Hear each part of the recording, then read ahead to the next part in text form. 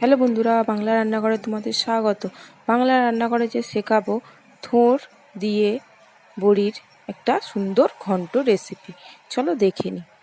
দেখো, আমি থোরটা ভালো করে নুন দিয়ে মাখিয়ে রেখেছি।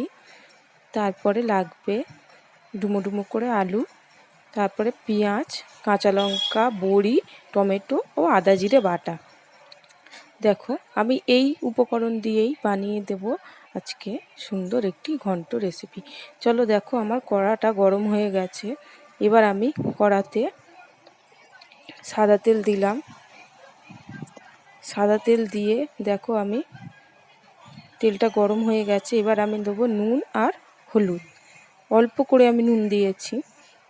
দিয়ে আমি ভালো করে আলুটা লাল লাল করে ভেজে নেব। দেখো, আমার আলু ভাজা হয়ে গেছে। আমি আলুটা একটা প্লেটে তুলে নিলাম। ওই তেলের মধ্যে আমি বড়িগুলো ভেজে নেব।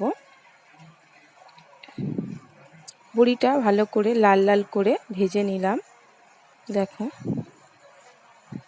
তারপরে আমি বড়িটা তুলে নিলাম। তারপরে আমি কড়াতে ফের তেল দিলাম, দিয়ে গোটা জিরে, কাঁচা লঙ্কা আর একটা তেজপাতা দিয়ে পেঁয়াজটা আমি দিয়ে দিলাম।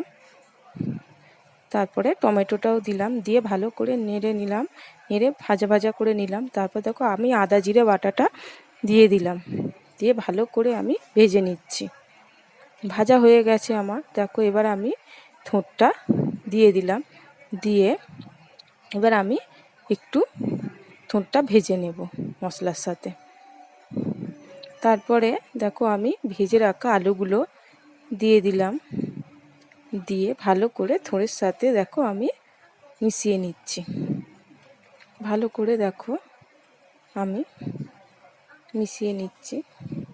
তারপরে আমি অল্প একটু নুন, অল্প একটু হলুদ দিলাম।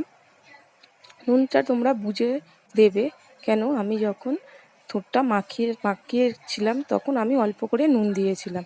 তারপরে আমি দেখো জল দিলাম। জলটা অল্প আমি একটু গরম দিয়েছি।